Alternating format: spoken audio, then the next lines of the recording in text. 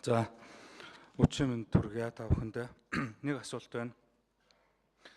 За нэр дэвшигчийн хувьд бол томилгоотоо холбогдуулж ямар нэгэн асуудал алга дэмжиж байна. Нэр дэвшигчээс нэг асуулт байна. За төрсөн ахын Цэдвийн цэрэнгээд улсын хурлын тамгын газарт ажилладаг юм байна. Монгол Ардын нам мөрөө хөтөлбөрөөрөө за төрийн албыг төрлийн алба болох асуудалд бол цэг тавина.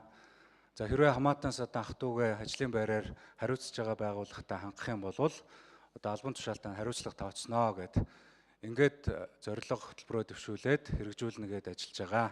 Тийм учраас танаас асуухад энэ асуудлыг та одоо яаж шийдэх гэж байна?